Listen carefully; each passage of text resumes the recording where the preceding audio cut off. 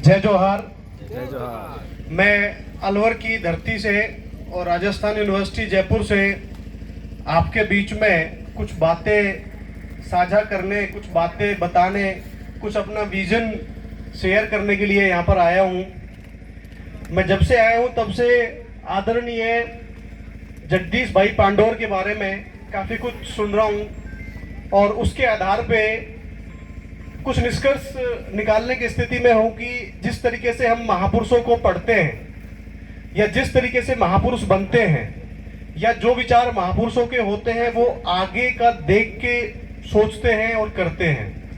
तो मेरे से पहले के जो आदरणीय वक्ता थे उन्होंने एक बात बोली थी कि वो कहते थे कि आदमी मर जाए लेकिन विचार नहीं मरता। इसके अलावा जो उनका विजन था, जो उनकी समझ थी, आदरणीय वक्ताओं ने बताई, कुछ महावीर भाई बताते रहते हैं भील आंदोलन के बारे में। मेरे पास में आपकी भील प्रदेश के मूवमेंट के बारे में जो मैक्सिमम जानकारी मिलती है वो आदरणीय महावीर भाई से मिलती है। और काफ़ी कुछ लिटरेचर पढ़ा, काफ़ी कुछ न्यूज़पेपर्स में पढ़ा, मैं काफ़ी अपने स्तर पर घूमा भी। उसके बाद कि इस मूवमेंट पे एक आइडेंटिटी के मुद्दे को लेके एक पीएचडी कराना चाहिए, रिसर्च कराना चाहिए, तो मैं उस पर एक पीएचडी भी करा रहा हूँ।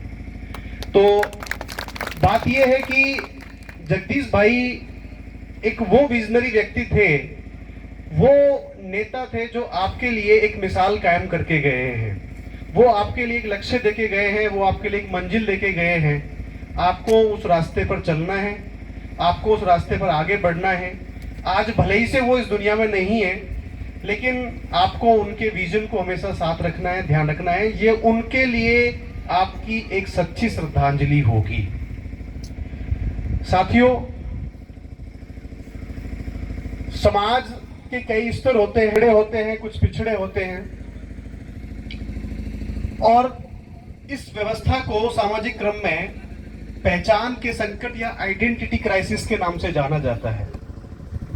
आइडेंटिटी क्राइसिस एक सोशियोलॉजी का टर्म है, एक समाजशास्त्र का विषय है। कोई भी जाति, कोई भी समाज, कोई भी धर्म अपने कमजोर होते प्रभाव या अपने विलुप्त होती संस्कृति के प्रति थोड़ा संवेदनशील होता है और उसे पाने के लिए प्रयास करता है, उसे बचाने के लिए प्रयास करता है। जब हम राजनीति में इस टर्म को यूज करते हैं तो वो बन जाता है आइडेंटिटी पॉलिटिक्स, मतलब कि पहचान की राजनीति।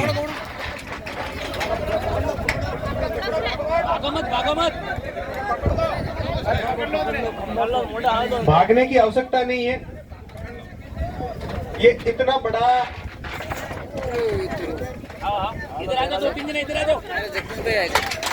मैं निवेदन करूंगा कि आप सभी बैठे, क्योंकि मैं दो बातें बताना चाहूंगा। इतनी दूर से आया हूं तो कुछ बात आपसे करना चाहूंगा।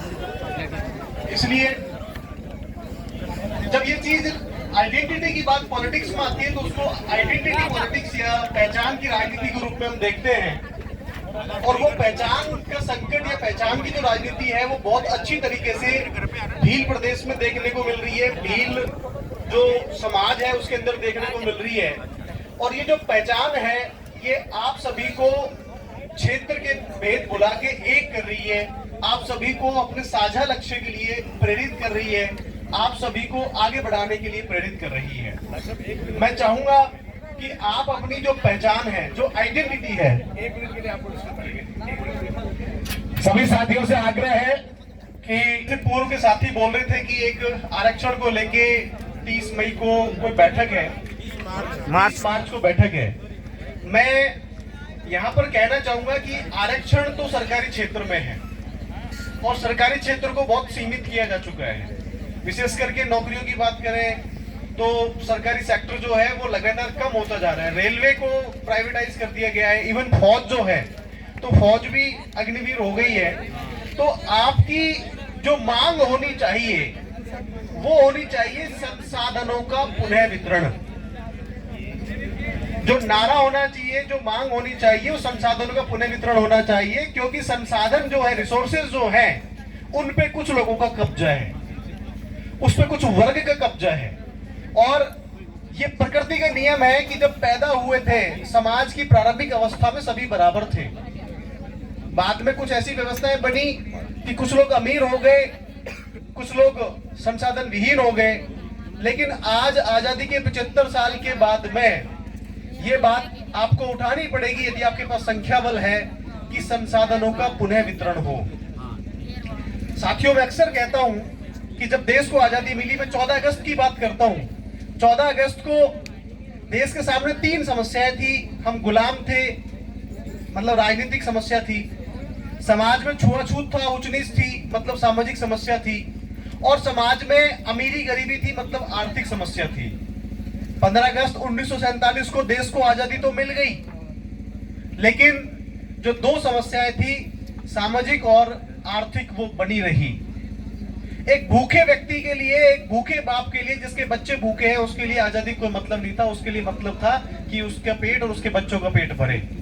एक भूखे समाज के लिए आजादी का कोई मतलब नहीं था। उसके लिए मतलब था कि उनके समाज जो है वो उसका पेट भरे।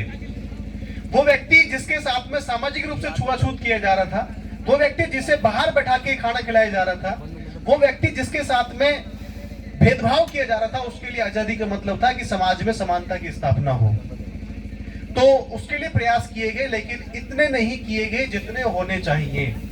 तो आइडेंटिटी की जो भावना होती है, पहचान की जो भावना होती है, वो भावना होती है जो संगठित होके, एकजुट होके अब संसाधनों पर अपनी वाजिब मांग का दावा करती है। और ये दावा संवैधानिक होता है, गलत नहीं होता, क्योंकि संसाधन पूरे समाज के हैं। भारतीय संविधान का अनुच्छेद 38 और 39 इस बात को कहता है कि संसाधन सभी के हैं और सरकारों को सामूहिक रूप में उसका उपयोग करना चाहिए।